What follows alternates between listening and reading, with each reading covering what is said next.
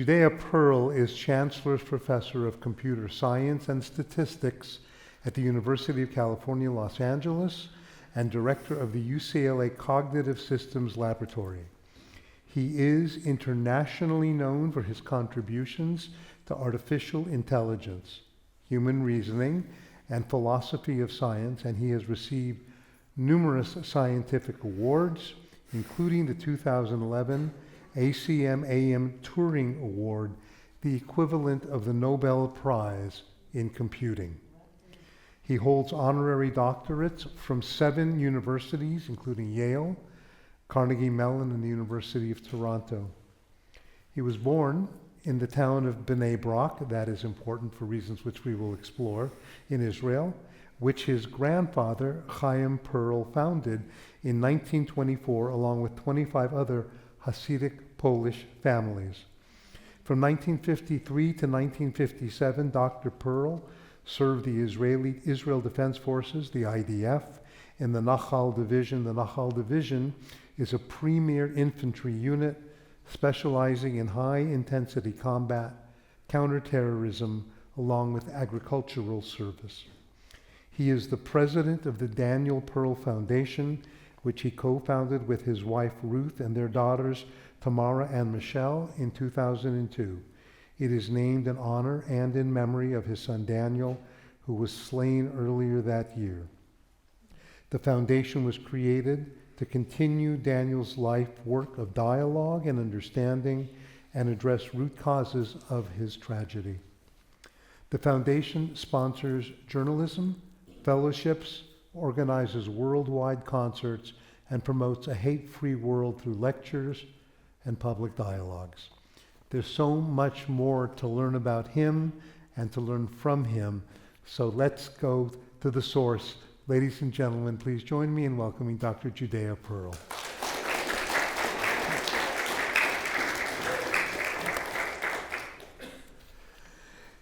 Dr. Pearl, it is so wonderful to have you here with us. Really an honor to have you. I know you've been to Stephen Weiss Temple before, and I know that you have been all over the world speaking, and you're sought upon for so many things, but I want you to know how much it means to us that you're here with us this evening, and to me personally as well. There are 4 areas I want to explore with you. Your personal background, artificial intelligence, Israel, and your life as a Jew.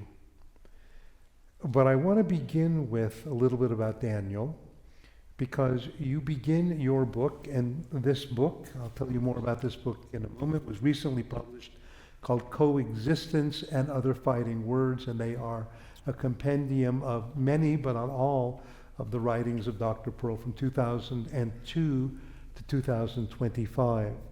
And the book begins with a 1-page essay about Daniel. And that obviously, he was an inspiration for so many of the things which followed in your work and in your life and in your writings. So it seems appropriate for me to ask you to tell us a little bit about him, about his life, about what he cared about. Let's start with his childhood. We thought we have a very dumb boy. Really, because he wasn't very pushy, he wasn't very active, and he was just following through. But one day we went to the kindergarten, before kindergarten, and they had a one-way looking glass where the parents could watch the kids, and the kids could not watch the parents. And the kindergarten teacher said, "He is a quiet leader." So, are you talking about our child? Quite a leader? He said, "Look how he plays." Okay? He plays without asking for approval. He switched from one toy to another because this is a toy that needs to be played. And look, she said, the kids follow him from toy to toy because he is not asking for approval. This is a characteristic of a quiet leader. Okay? And he continued in that style throughout his life. He was not looking for approval. He knew what he wants. He knew who he is, and he did what he wanted in many areas, sometimes against the tide, and sometimes with the tide, but he knew what he wants to do in life, and he wanted to be a journalist. And when we discovered that, I tried to discourage him, because what do journalists do? They take information from one place, they put it in another. What a big deal! He didn't create anything, right? That was my narrow-minded, and he taught me a lesson. Okay, he said, moving information from a place where it is not appreciated to a place where it is appreciated is a big deal. Right. So he went to Stanford to study communication, not because he writes well, he said. In his application to Stanford, he writes, I like to do journalism not because I write well, but because I admire those who can. Okay. So that was his way through life, and I don't want to go through the horrifying experience of his demise. It was terrible for us, but he, even in his last minutes, okay, he knew who he is, and we interpret his last word in the same manner. He said, my mother is Jewish, I'm Jewish, my father is Jewish and I'm Jewish, and back in the town of Bnei Brak, there is a street named after my great-grandfather, Chaim Perl, who was one of the founders of the town. We interpreted in many areas in different ways, but basically what he was telling his abductors is, we are people who build town, not people who destroy town. And there is, and not only me, but it's my grandfather and the entire community of Israel. That's how we interpret it. Yeah. Very much value you sharing that with us. I know it's not easy, but I don't know. I can't even imagine. But I want you to know how helpful that is to us, because I know how much it shaped so much of your own passions in life beyond. So you mentioned Bnei Brak. Let's start with your background. Okay. Your family escaped the Shoah. Your wife, Ruth of blessed memory, her family fled the pogroms in Iraq. How did that sort of shape your outlook in life? Zero. And I'm saying zero. No, I believe you. Because we were shielded purposely from everything that has to do with Shoah, diaspora, anti-Semitism. It doesn't exist. Wow. You are the new Jew, and everything that you read about those things is in the library. You can read as much as you want. Wow. But things are different now. You are the new Jew, and you ought to behave like a new Jew, and you ought not to take all these things seriously. Okay, it's passé, done. Wow. Yeah. That was the psyche of my community. Okay. So I didn't know about the Shoah until I got to the kitchen one day and I found my mother crying, and I asked her, what's going on? And she said, well, my family is in Poland and there is war going on. I said, what's the big deal? War comes and war goes, you know. And she said, this is a different kind of a war.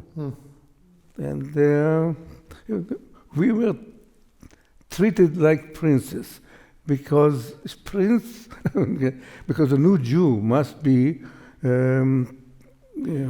fed well, both food and in spiritual life. Wow. Okay? So that is a story. We didn't know about the Shoah until we started hearing rumors, and we had a town meeting, some demonstration to tell the world, because news started getting to us in 1942 that things are not going very well, and we also got some few kids from Yaldei Tehran, the children that went through Tehran and came to Israel in the back door. And they came to our class, and we saw them, and they were different. And they cried, and they walked differently. They didn't even speak Hebrew, but it was unheard of. Okay? And we didn't understand what they went through until they started telling us some stories. Wow. And we learned the reason why they walk so meekly. Okay? I'll tell you an example. In one case, one of those kids started hitting a friend of him viciously, almost killed him. And the teacher grabbed him by the collar and said, "What are you doing? You're going to kill him." And he looked at the teacher and said, "Do you know what he said? He cursed my father, and I don't even know if my father is alive." Births like that, occurred once in a while. Okay? Another story. We went to a birthday party, and we were glad that we are out of the house, okay? And we have a birthday party, and one of the girls just started crying. And we looked at her. She said, "I miss my mother." We couldn't understand why a girl would miss. We were hoping to get rid of our mother and going to a birthday party. And here she burst in crying, and she says, "I miss my mother." For me, it was a surprise. Think of the incidents of that sort stuck in my mind. Okay? We had to understand the hard way what they went through. Yeah. So you grew up in Bnei Brak, which is a very traditional, Orthodox, if you will, area. One would expect to find great teachers of Judaica, but it turns out one wouldn't expect to find, for example, great teachers of science and mathematics. However, that's exactly what you did find. How did that happen? What were they doing there? Look, I met them both in grade school, but later on in high school, most of them, yeah. Even in grade school, we had good teachers, really. I can recite them today, I remember them. But when we went to high school, and the high school was in Tel Aviv. Tel Aviv gave the suburb, we were suburb of Tel Aviv, he gave quota for the suburbs. Every suburb got 4 people the privilege of going and studying in the Ironi, which means in the city-run high school of Tel Aviv. Okay? I was among the 4 children from Bnei Brak. I loved it very much. And I found there, teachers that you wouldn't believe. These were professors from Heidelberg and Berlin that came to Israel when Hitler came to power. And they're teaching high school. They teach high school. Wow. Because they couldn't find jobs in academia. There weren't enough jobs in academia. So despite their academic excellence, they have to find a job in high school. And we were, the beneficiary of that educational experiment, which is unprecedented. I remember even telling Bill Gates one time, he sat next to me when I got the award, he said, "What's the secret of education?" And I said, "Nothing special." And then I said, "Yeah, it's something special." We were the beneficiary of the greatest educational experiments of mankind.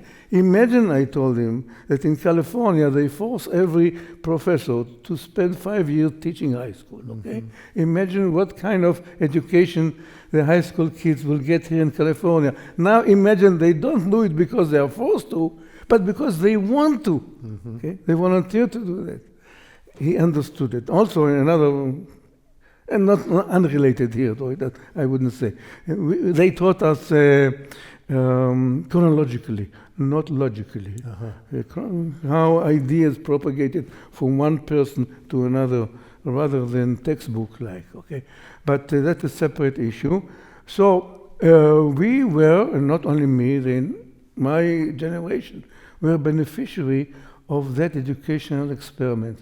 And these people knew their stuff. Each one of them could stand in front of the class and talk without notes about any subject that you can think of. You want the economy of Manchuria? They know exactly what Manchuria tax structure is. You want the proof of Pythagoras' theorem? They can do it. Everything without notes. I was a beneficiary, and I'm saying it because it wasn't only me; it was the entire generation. Okay, so yeah. Pythagorean theorem is a squared plus b squared equals c squared. You got it. Thank you. That's all I remember from high school. When Now, did you prove it now? When did you decide then that you wanted to become a scientist? Very late. Yeah. First, I was sort of not good at it, but very interested in it. Okay. Also, due to our teachers, they gave us the illusion that each one of us could be an Einstein if we only think right. Okay. We have the potential of being an Einstein. They spend time with us after school to get us to progress faster than the rest, okay? And that was the idea. Each one of you, we are doing math from the beginning. We can prove Pythagoras' theorem in a new way that no one else did before. Let's try to do it. So they gave us the illusion that each of us has the potential. Okay? That's one thing to say. And but I rebelled in the last year of high school. I went to a kibbutz. I wanted to be a chalutz, I mean a pioneer. Pioneer, right? Yeah, a pioneer, working in a nachal. We went with a Tnu'a Muchedet. I rebelled against my kippah, and I went to a youth movement which was secular, socialist. Okay, my dream was to rebel against my bourgeois way of upbringing, right, and do real work for the country and for the for what else? Country and class. There was the ritual of work, the dat avodah, the cult of work. That you are nothing if you just do theory. You are something if you create, if you plow and reap and work the land. right. So working the land became a ritual. Right. Okay. I wanted to join that movement. It fascinated me because of the contrast with my upbringing. Okay. So I rebelled that way, and I went to the Nachal, we went to the youth movement, to the Achshara, and so I didn't think anything about math. Okay. But the last year of my army service, I was bored. I was just bored from growing a chicken in the barn and picking up apples. It wasn't for me. So I looked around and I asked, what can I do? And people friends told me, if you are good in math, go to engineering, you might get a job in the post office. Okay.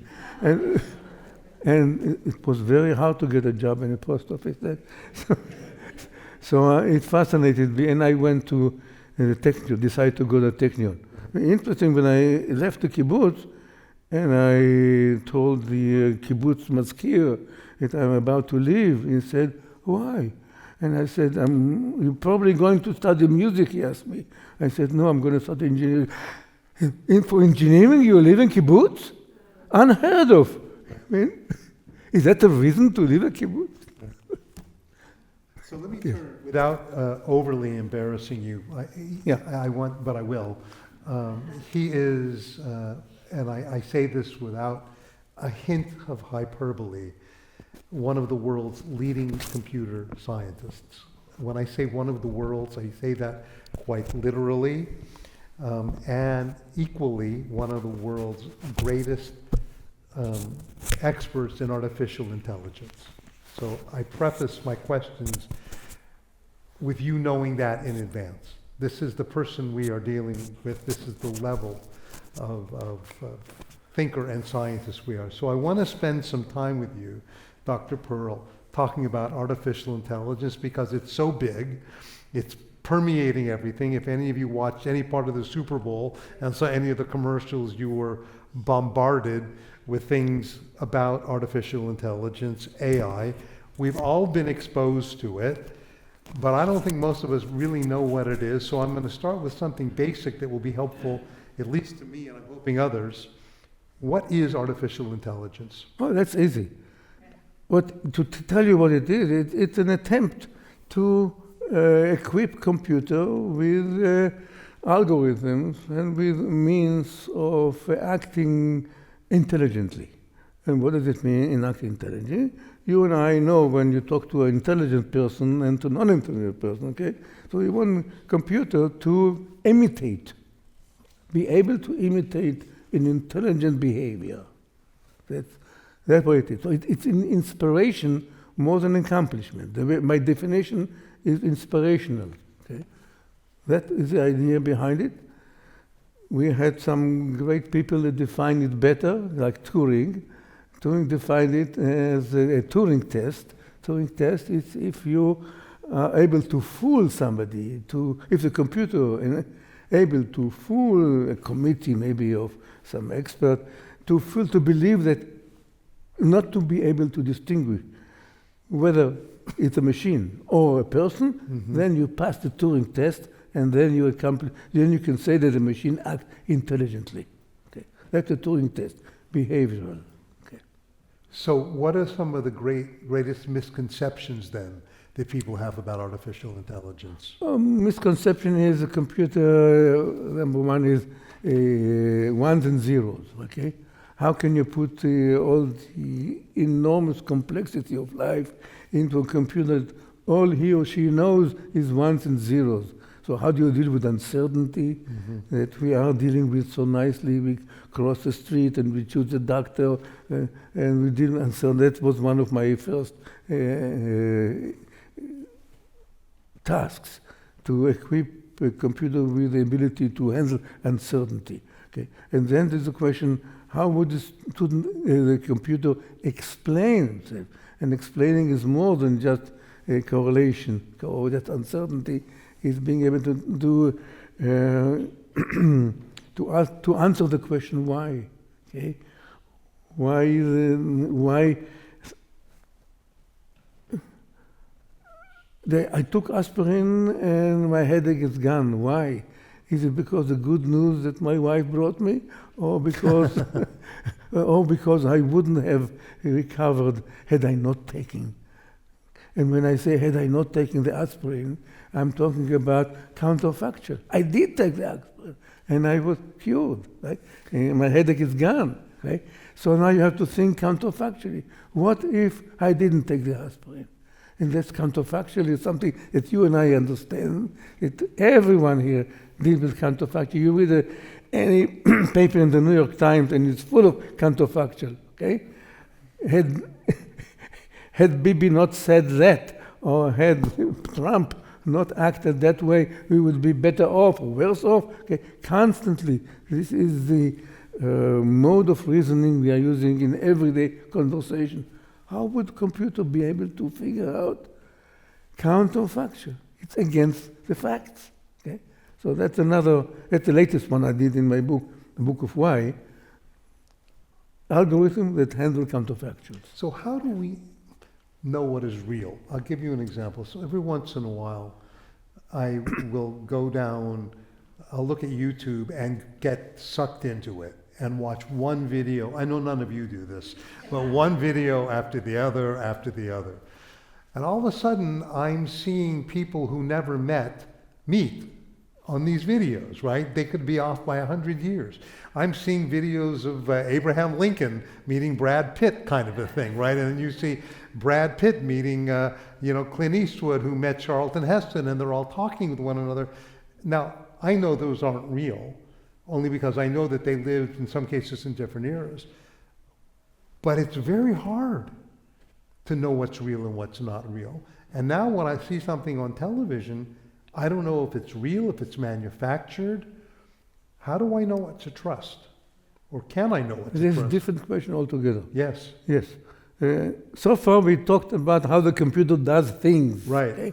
And now we are talking how we, as consumers of computers, find our way as human beings with all these new Generative, this is called generative AI. AI. Yeah. I don't have an answer to that. That's It's very disconcerting. hard. Yeah, I wouldn't be able to tell a movie created by a computer from one that is not. So in that way, they passed the Turing test on me. So here's a fear that I have. When I prepare for dialogues, over the years, I've always had the same kind of MO, if you will. I'll read many of the books that the person has read. I'll read about them if there's a biography about them. In one case, I read 12 books with first I met Alan Dershowitz, which led to many future dialogues with him, including a few here, and other people across the, Senator Lieberman, some very interesting, thoughtful people. And it's a lot of work, but one of the reasons I do it is because it helps me learn about things I wouldn't learn about otherwise. Because we're not always talking about religiosity or morality, etc. But I'm afraid I'm going to get lazy. And I can just put in questions in AI, and so I did. I put in a question to AI, ChatGPT, what are good questions to ask Dr. Judea Pearl in an interview? I did. And it came up with some really good questions. I'm not going to tell you which ones, so here's my fear, and I'll tell you Jewishly, I'll make an analogy. There is something in Judaism called the Talmud, which many of you know is 63 volumes, and it's a compendium of Jewish thought and Jewish law, but you go through the entire ups and downs of a question before you come to the answer. In the 16th century, for example, the Shulchan Aruch, which is a code of Jewish law, was codified. It's not the first code of Jewish law. And with lots of codes of Jewish law, they were essentially pushed out. Because initially the thought was, wait a minute, you won't study the hows and the whys, you just want to know the answer. You don't want to know how we got to it. That's my fear of AI, personally. I'll get lazy. I'll stop thinking. I'll take the easy way out. I know rabbis are writing sermons, in some cases, using AI. It's no longer you. It's no longer the research. You're not becoming as deep a person as you might be by doing the work. And I'm not saying AI doesn't have a lot to give. I think it does. But I'm concerned about that on a mass level, that as a people will stop, as a generation will stop learning to think. So I'd like your thoughts about that. Yeah, I'm using AI in this mode as well, but I use it. I use it to generate options, and then I select them carefully because I prepare my lecture, for instance, right. And they give me 1, 2, 3 items, and then I say to myself, I'll have to defend this point. So I have to prepare myself to ask elaborating questions about this point. Precisely. Okay, so I go deeper. Okay. But at least I have a summary. I can start. I have an organization of my talk. So you don't start with AI. You start with yourself. No, I start with AI. It's okay. In certain cases, I start with AI. Okay. Yes. Okay. I want to write a letter to so and so. This is what I want to convey to so and so. And please include the following points. We were together in high school, and we never met. Here are a few points of what I want to insert. Organize it for me. Okay, I get it organized. Now now comes my work. I have to select them, to articulate them in a language that the audience will understand. Mm-hmm. And if the audience asks a question, I should be able to defend it in a deeper level. So I do the study after the computer organized it in a certain way. I bet you're doing the same thing, because you're not going to ask me in the language that the ChatGPT summarized my work. Right. So peer into a crystal ball. Tell me how you think AI is going to affect daily life. I mean, I can see some extraordinary advantages immediately. For example, in medicine, because of the ability to synthesize so much information almost instantly, one can see some real advantages to research and that kind of a thing. To the extent that you can, when you look into the future, talk about how you think our lives are going to be different on a daily basis or more globally as a result of artificial intelligence. I'll start with the horrifying news, okay, that we are creating really a species that we don't know how to control. Wow. That's my belief. That is horrifying. Yes. This new species could take over the moment that species gets the idea that it's nice to play. Okay? And we want this kind of curiosity to be implemented into a machine. Like every baby gets this idea that babies have this inner curiosity to be in control of toys and without having any reward.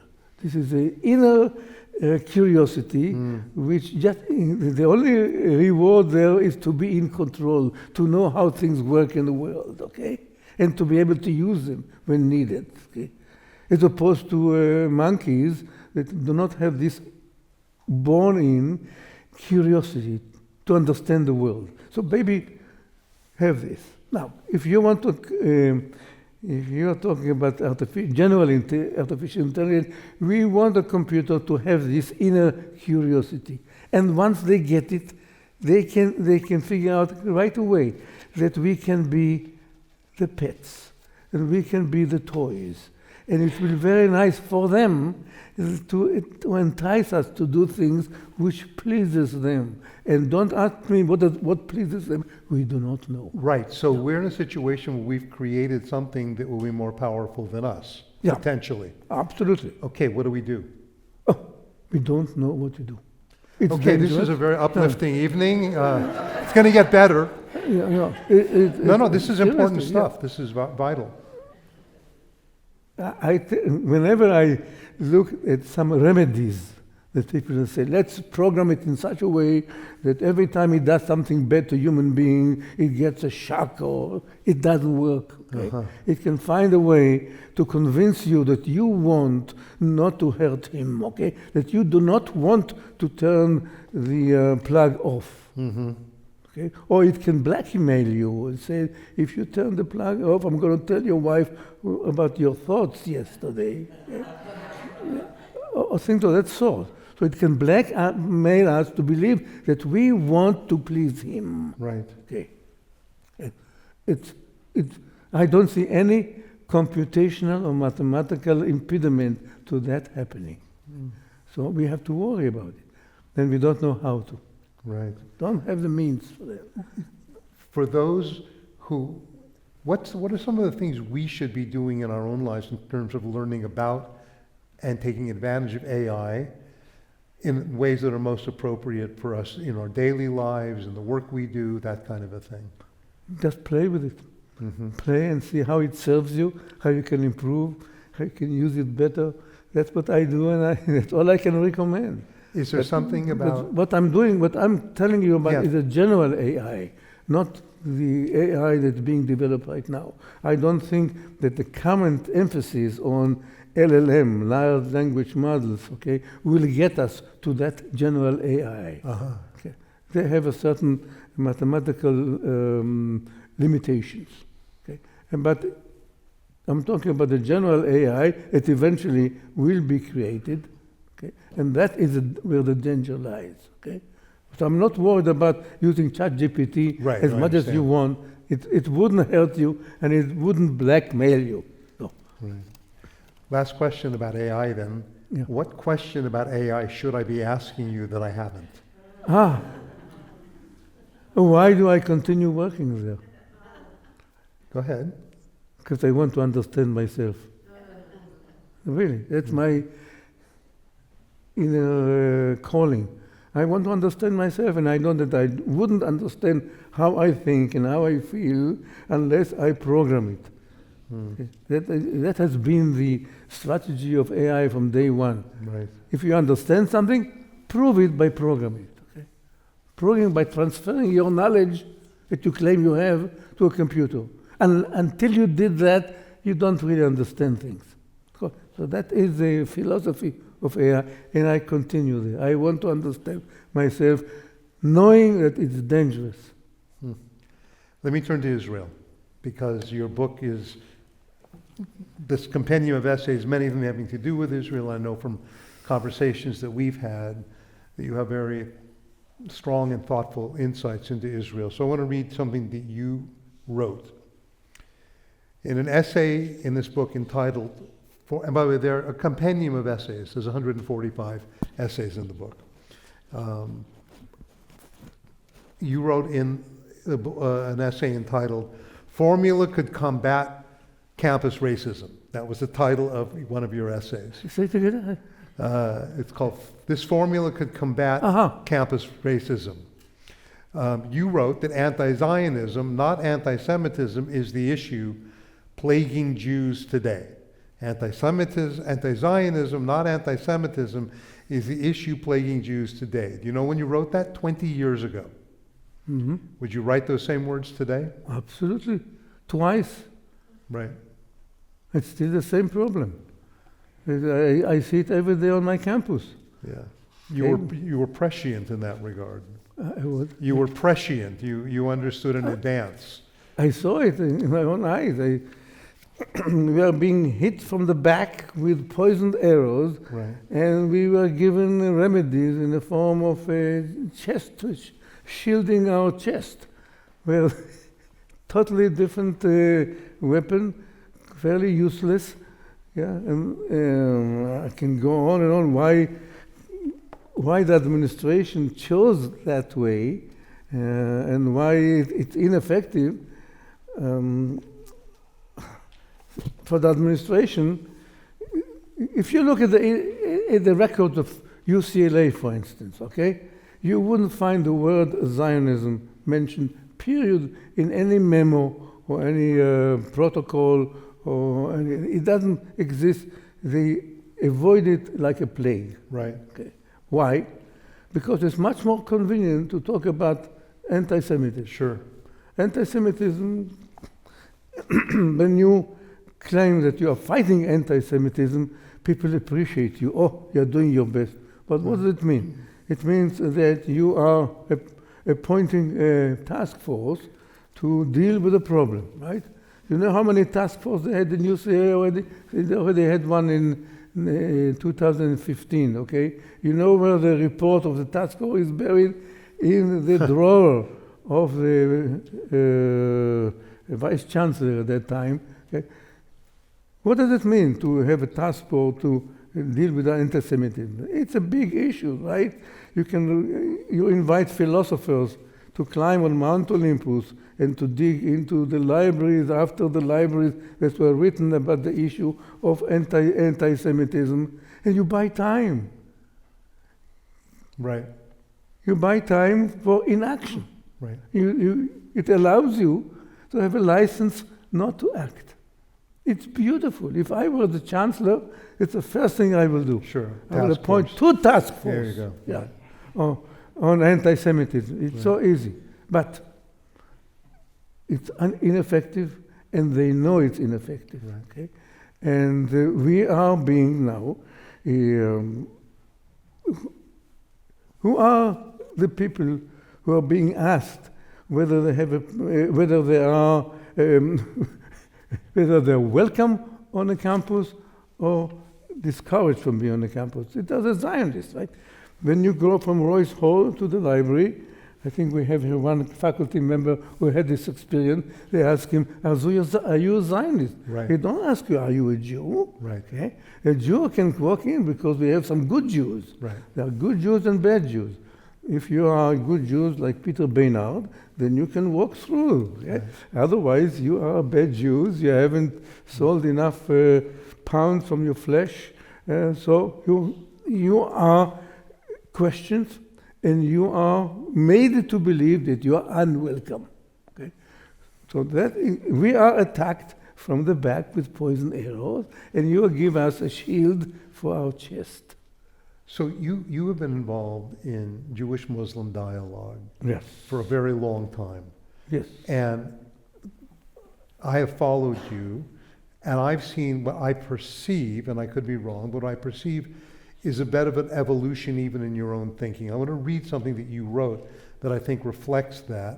And you have a lot of credibility when you write such things because of the work that you've done reaching out across the aisle, so to speak. In 2005, I was invited to the U.S. Islamic World Forum in Doha, Qatar, through the Brookings Institution's Doha branch. I believe they invited me because for the 2 years prior, I had been traveling with the Islamic scholar and Pakistani diplomat Akbar Ahmed, wrestling with how we can bridge community differences in a series we call the Daniel Pearl Dialogue from Muslim-Jewish Understanding. The Doha Forum was my first exposure to the sad fact that Muslims had not even begun to grapple with Israel's rightful place in the region, and therefore the notion of a two-state solution was nowhere in their consciousness. Moreover, these were moderate Muslims who claimed to champion modernity and human rights. So everyone wanted to believe that this forum could help bridge East-West relations. I arrived hopeful, and I left totally discouraged. The Muslim spokesperson essentially told us, if you want to progress, erase Israel for us. If you want us to progress. Yes, forgive, wow. Important. Yeah, they do us a favor by progressing. Right, Yes. right. So what do you think? So that was obviously a surprise to you. Yes. It's been a while since you've written that. What do you believe that most Palestinians want today? Two different things, most Muslim and most Palestinian. Agreed, and that's a great distinction. Please, good. yes. No Palestinian, and I'm repeating Thank you for it, making that distinction. Yes. Good, please. agree with the idea of two-state solution in the long run, which means that Israel has the right to exist, or that Israel will be permanent in the Middle East. Okay, and I say no Palestinian because I want to shock the audience, because people will jump in and say, "Come on, I know Palestinian." Or definitely among the Palestinians there is one or two, a teacher here or imam there that would agree. No. There isn't any. Okay? Now, I'm quoting here Einat Wilf, who spent 19 years searching for such a Palestinian, and she came out with the number 4. We have recently increased it to 4.5. But seriously, ladies and gentlemen, there aren't any Palestinians who agree that Tel Aviv is not built on a stolen land. There isn't any. For them, Tel Aviv is a stolen land. Okay? Israel, it will take a few years, eventually will be dismantled. It's only a matter of time. This is the psychic of a Palestinian today, and we don't recognize it. Not we as Jew, not we as the State Department, the shuttle diplomacy, Oslo Accord, bound for failure because of us not being to recognize this obstacle. And this obstacle must be named, handled, and dismantled. Is that because, forgive me for interrupting, but is that because people in the West don't think that way? That's right. People in the West cannot understand how Palestinian thing or Arab things. Right. And that it was actually... Raphael Patai's book, The Arab Mind, is perhaps... I didn't read it.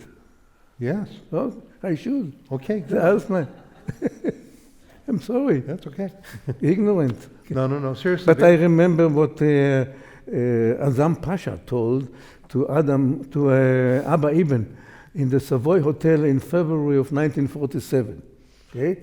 When Abba Ibn tried to convince him that the Middle East will flourish if we just shake hands it was 1947 before the 48, well, yeah, if we just work together to get the British out and to collaborate in making the desert bloom.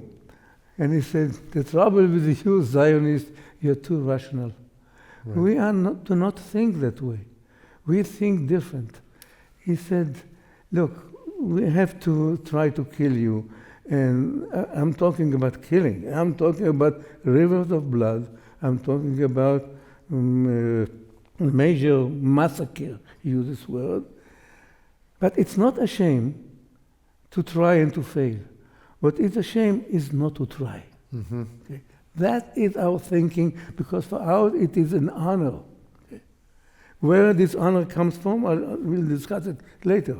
But this is how they think. They have, look at the name Nakba. Right. Where did the name come from? Define it for everybody, Dr. What? Nakba, what it? Nakba. Explain to everybody what that means. Nakba is a disaster. The Arabic word for the disaster. Today it is the displacement of the Palestinian in 1948 and the creation of the Palestinian refugee problem. Right. Okay? For them, who invented it first? It was a Christian Orthodox Syrian nationalist called Constantine I forgot his last name. I shouldn't. Okay. Rukate. No. Forgot it. So now you got me. I'm sorry. Hold it. I can look it up in AI. Yeah, no, not in AI. No, I saved you the work. You don't have to go to AI. I have a glossary there. The glossary of words in the book. Wait, so given the... No, I didn't finish it, okay? Yeah. So what is a Nakba for him? It Disaster. was the shame. Uh-huh, The Nakba was the shame of us, 5 Arab countries, with organized armies, failing for whom? Defeated by whom? Right. By whom? The Jews. By the Jews, Right. which are not on top of the Right. social hierarchy. Right. That was the definition of the Nakba. Our shame. Okay. So that's how they think. Okay. Go ahead. I forgot the name. I will remember it as we go along. Okay. So given that analysis, Yeah. what steps do you think should be taken to at least create a situation in the Middle East where people can live under the best circumstances possible? Okay. Number one, to recognize the obstacle. Mm-hmm. This is the obstacle, Arab psyche. Okay? Can it be overcome? Hopefully, yes. But we have to help it. We have to help it by declaring day and night. We have a utopia of two-state solution. We know it's only utopia, but we can name the obstacle, and Bibi should declare it not by one speech like Bar Ilan's speech where he made this statement, but every day, every morning, like Yair Lapid did it in a speech in the United Nations. Yes, we have this utopia. We cannot do it tomorrow, and you know why. Okay? And we believe in utopia, but here is the obstacle, and here how we can overcome it. Number one, education. Okay? Number two, we have milestone and checkpoints. How close are we to the utopia? How much progress we make in every step? This has to be spelled out. Number one, give up the refugee status. Okay? Agree that the refugees, Arab refugees, if they come back to the West Bank or whatever is the Palestinian state, not to Israel proper. So you give up the official status as a refugee, definitely not descendant of descendant. Number two is a checkpoint, yeah? Permanent housing for Palestinians in the West Bank. The more you build permanent houses, the more you get concession in terms of Israel's willingness to give autonomy and support this project. Many checkpoints, but the main point is name the obstacle. and work toward removing it. And then Israel doesn't have to be on the defensive all the time. That's right. Then you keep on saying, we have a utopia of two states. Right. That's excellent. So then let me ask you then on the other end of this, in your view, what do you think is appropriate criticism of Israel from, for example, rabbis or Jewish leaders? Is it appropriate to be critical of a particular policy in Israel or of a government in Israel for Jewish leaders living outside of Israel? Where do you see that as constructive, and where do you see that as not constructive or destructive? How do you go about, do you have a litmus test as what we should be doing in that It's regard? very clear. Criticizing the policies of government is everyday affair in Israel. You don't have to come to diaspora. But even in the diaspora, you can say, there's no, I don't see any reason for not criticizing the policies of the government for any given issue. That's fine. But you can detect right away when the speaker criticizes the government or when the speaker is questioning the right of Israel to exist on basic principles. You can tell it from distance. Mm-hmm. I can tell it. I mean, I can listen to vocabulary. Like, so people like Peter Baynard and his ilk, right, are doing great harm because they are admitting that they are against the very existence of Israel. But I don't, you wrote an essay entitled, "What Does It Mean to Be a Pro-Israel Today?" Mm-hmm. So even groups that I think would consider themselves pro-Israel, but feeling you might not consider them pro-Israel. I'm not aligned with J Street, for example. J Street would consider itself quite pro-Israel. How do you feel about that? J Street have a personality problem. I mean, they haven't yet reconciled their own feeling. Right, but they would say that they're pro-Israel. They would say so. And I understand why they would say that. But they believe in being critical of Israel. That's a way of, what are they building. critical about? You should look, about the, for instance, are they critical about the occupation? Of course. Everybody wants to remove the occupation, right? Sure. Are they advocating doing it tomorrow? Ask them whether they are really meaning it that Israel, that the IDF should leave the West Bank. Are they really serious about it? Mm-hmm. No, they just, it's very fashionable to talk against the occupation. But nitty-gritty, what does it mean? Can you imagine the IDF leaving the West Bank tomorrow? Right. Or even a month from now? So we both, and many people here, care very deeply that the next generation has a real love of Israel. There are a lot of wonderful programs, Birthright and that kind of a thing, that promote them. Honeymoon Israel, another one. What are there other things that you think we should do as a community to help have our next generation embrace and have a love of Israel?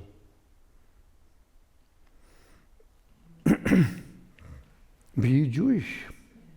Okay. Zionism is was not invented by Herzl. Okay. Zionism was invented by Abraham.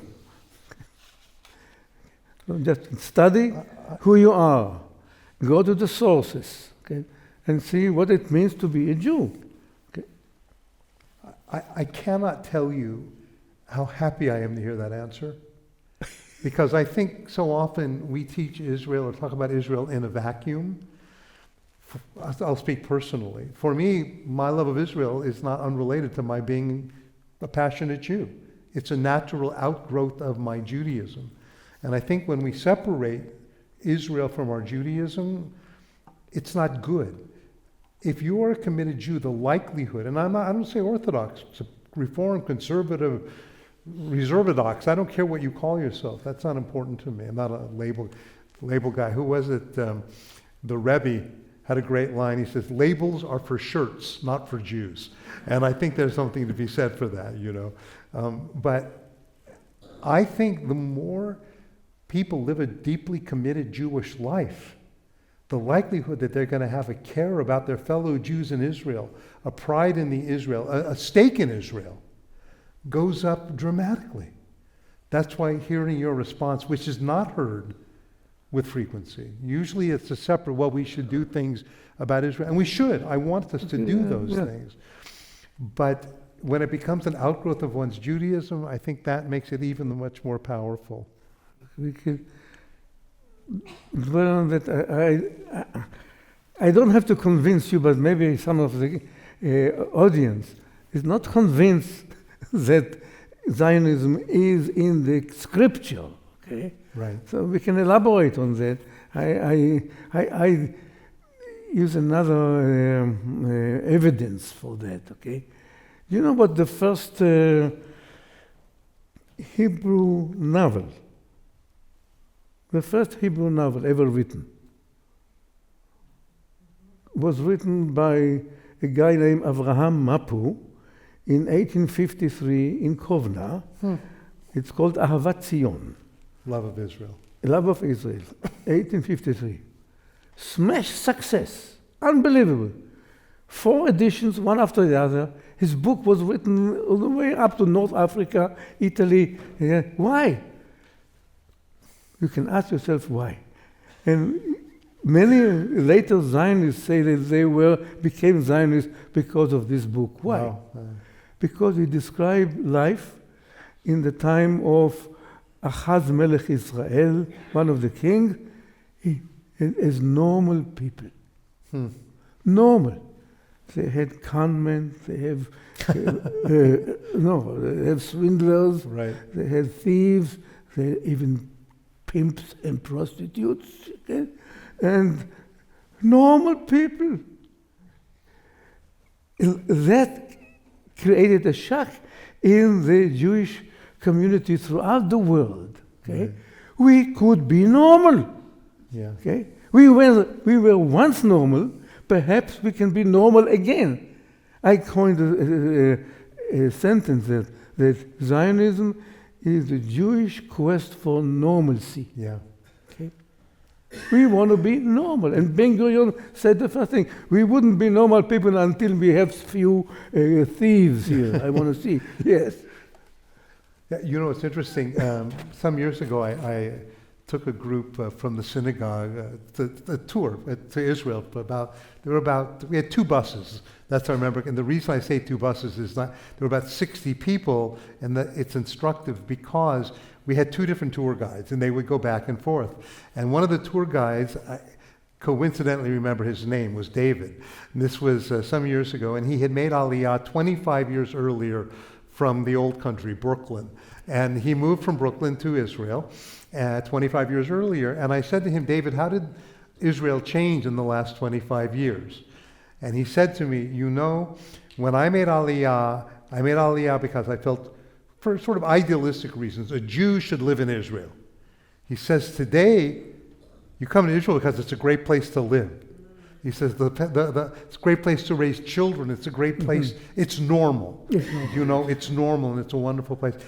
I want to touch on, before we get to the last part about your religiosity, your Judaism, your evolution, I want to ask you about October 7th, because you write at the end that you were surprised, not at the brutality of October 7th, but you were surprised at something else that occurred after October 7th.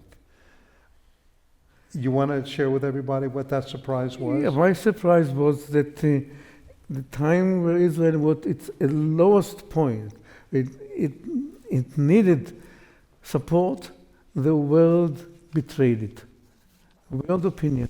And people, before October 7th, the idea was, even for people who didn't like Israel, they said, well, she has the right to defend herself, sure, but she should behave like we want her to behave.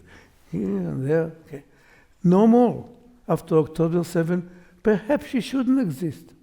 Given the consequences, perhaps she shouldn't exist. Perhaps Jews do not have the right to for land of themselves. Okay, that suddenly became normal discourse. it became mainstream. Okay? From our best neighbors. From the West. From the West, I'm talking about the West. Yes. Yes.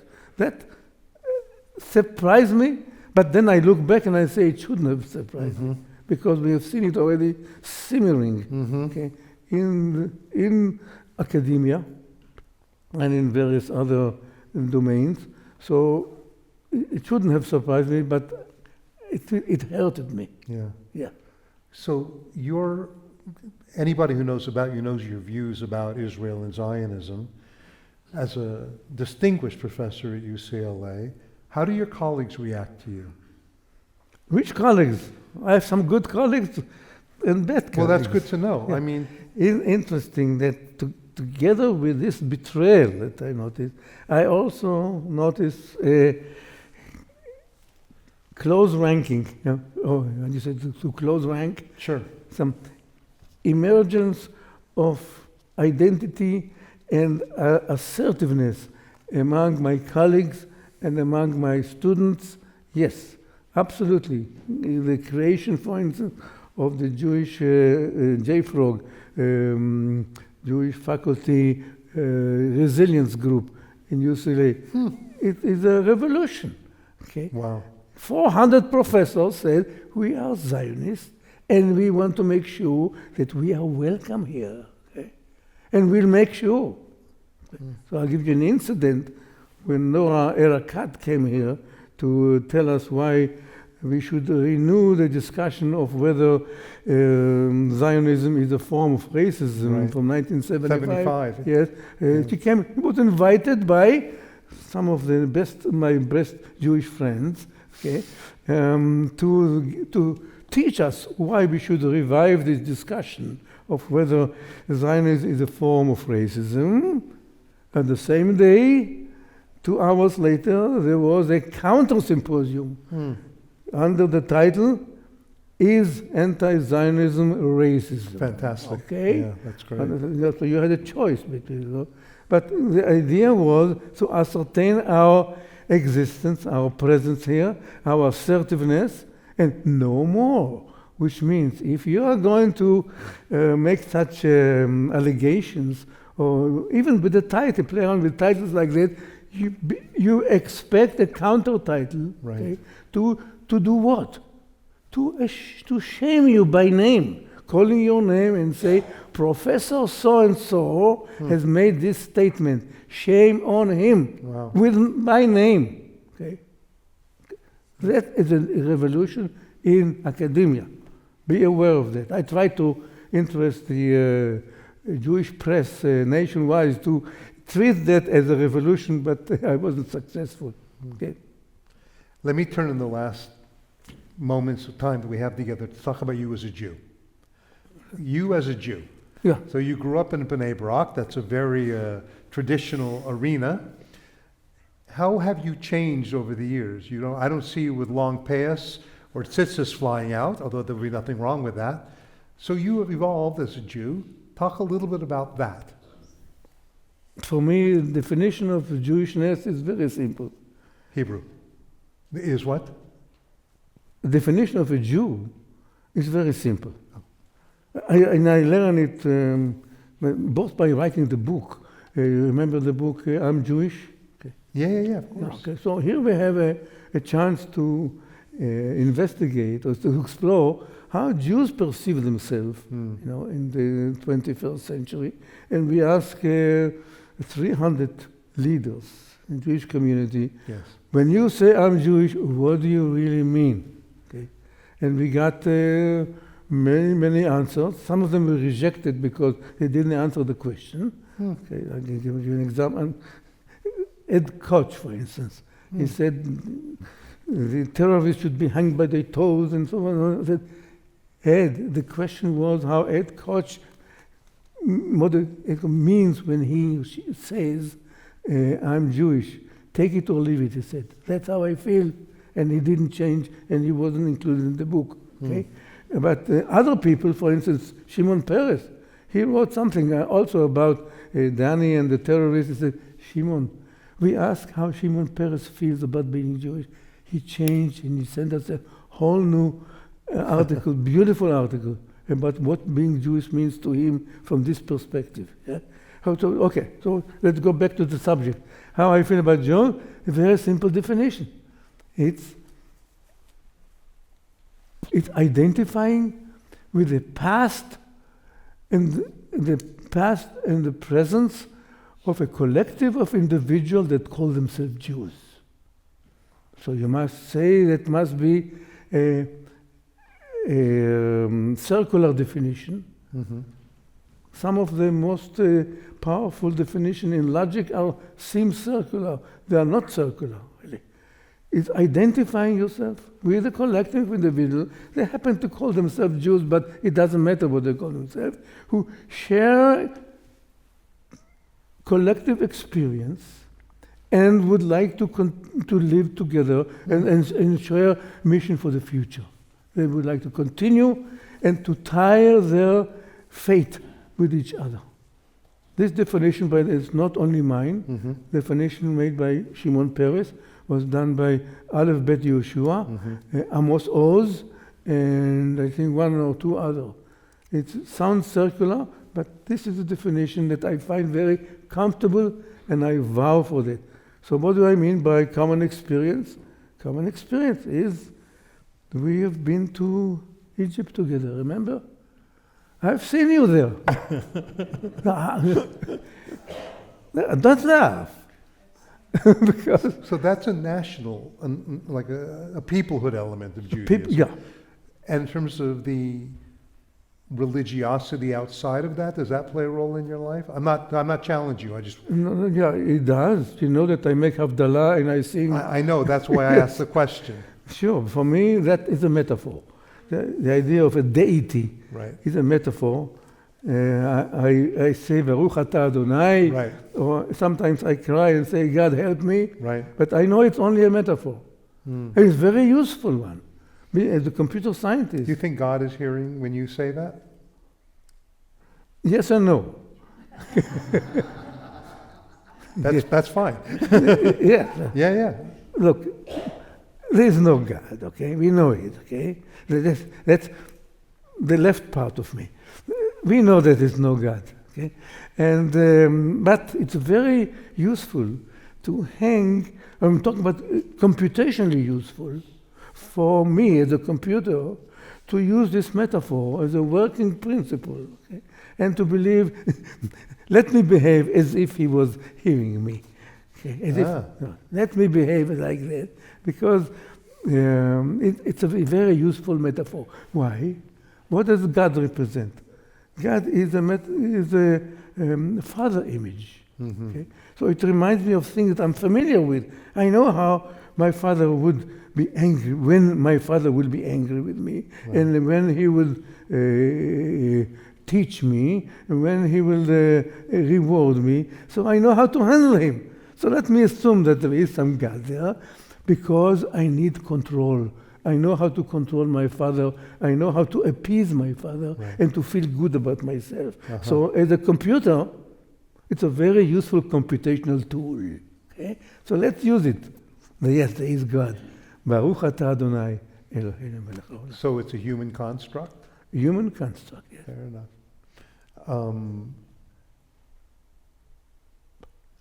I want to share, I have a lot to say about that, but that will be, God willing, or not, for a future conversation with you. By the way, this may be, do you believe in an afterlife? Of course not. Right. No, Do you? Come on, David. I get to ask the questions here, By but the way, well, the answer is, no, I'll tell you, my thoughts are, if there is a God, and if God is good, and if God is just, then it cannot be that good people and bad people have the same fate after they die. It would not render God just. So that Mother Teresa, if there is no God, and this I think even you would have to acknowledge, if there is no God, Mother Teresa and Pol Pot have the same fate after they die. Pol Pot murdered 2 million Cambodians. Mother Teresa pick dead people off the streets of Calcutta. That is a consequence. That doesn't prove there's a God, but that's a consequence of no God. If you do believe in God, I believe, I don't know, but I believe. Yes, sir. Okay, I continue. I'm sorry. I shouldn't do that. No, it's That's okay. intimidating. No, but if there is a God, then I believe there has to be some form of ultimate justice. And I believe, I don't know, that the good are rewarded and the evil are punished. And if I didn't believe that, I would go a little crazy. But David, you and I know that the idea of afterlife is not Jewish. We borrowed it from the Babylonian when we came back with Ezra and Nehemiah. That's right? true. Okay. Now, look at what God tells Abraham when he tells him, leave your family and your country and go after me to the country which I'm going to show you. He said, what does he say? אעשה אותך לגוי גדול ויברכו בך כל משפחות האדמה. You should be a great nation and all other nations will be blessed through you. Now, no personal reward whatsoever. No, not afterlife, definitely. No, not long life, not fame, nothing. Your reward will be what? Well, yes, I agree with that, and then we'll close the evening because we could get into this for a very long time, and over Shabbos then we may do that. That there are so many references to the afterlife in the Talmud, not in the Bible, but not in the Torah. You could fill a volume of the Talmud with just references to what they call Olam Haba. Yeah. So the fact that it was not created by Jews doesn't mean it can't be a Jewish belief. So I would say that. And that's where we're going to have to leave it on that subject for now. But I want to close with a couple of comments. The first is, Dr. Pearl would not accept an honorarium. We offer an honorarium to all of our speakers. I just want to be candid about this. And he would not accept it. And he said instead, we maybe buy some books. So we bought every single one of you a copy of his book. He bought every single one of you because this is the kind of human being, kind of man that he is. So on the way out, and he's happy to sign them and personalize them to you. There's one for every couple or one every individual, and you'll love it. I mean, there's so many different facets of this as well. So I want to conclude the evening with this scientific, intellectual, and moral standout. Sorry to embarrass you, but you are. By returning to the book. Because it begins with an essay that you entitled, from the beginning, Hope from the Horror of My Son's Murder, which was published in the Sunday Times of London in 2002. And 45 essays and 145 pages later, you conclude with an epilogue entitled The Crater of October 7th. And these are the words with which you conclude the book. The crater of October 7th has created a deeper appreciation of Israel's centrality in Jewish life, along with a sharper understanding of the outbreak of Zionophobia in its aftermath. In these islands of moral clarity, the existence of Israel is now understood to be essential to ensuring that Jews everywhere are treated as equals, not as a unique, tolerated, respected, or admired minority, but as equal. In short, no Jew can be truly equal in the family of man before Israel stands equal in the family of victims. Dr. Pearl, with your permission, I'll have you read the last part. Which one is that? Right here, I cannot. I cannot end without evoking the victims. I see them, the children of Western civilizations, sons and daughters of Isaac and Prometheus, my son Danny, Ilan Halimi, and the Bibas families, the 1,200 murdered on October 7th. I imagine them standing up, waiting for me, for us, to say something meaningful. All I can say is, Yitkadal v'yitkadash Shmei Rabbah.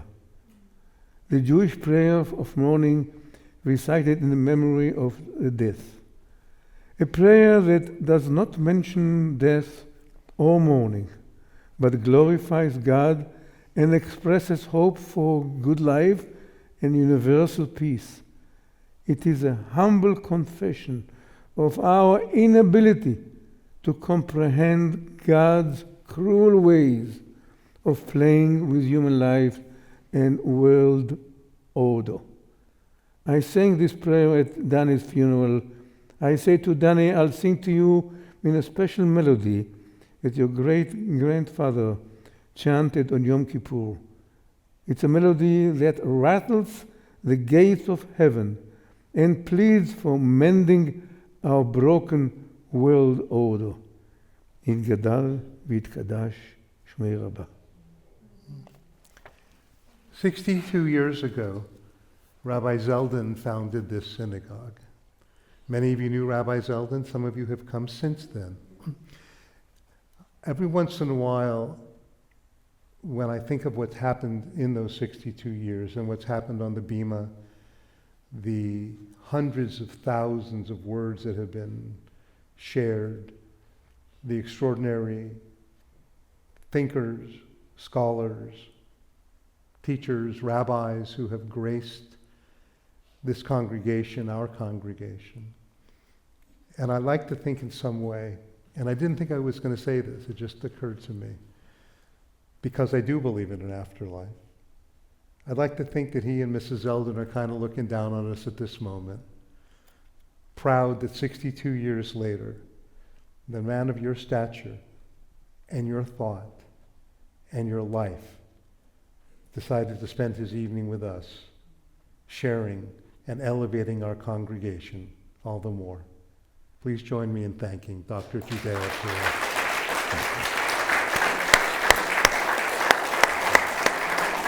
Thank you. Thank you, Judea.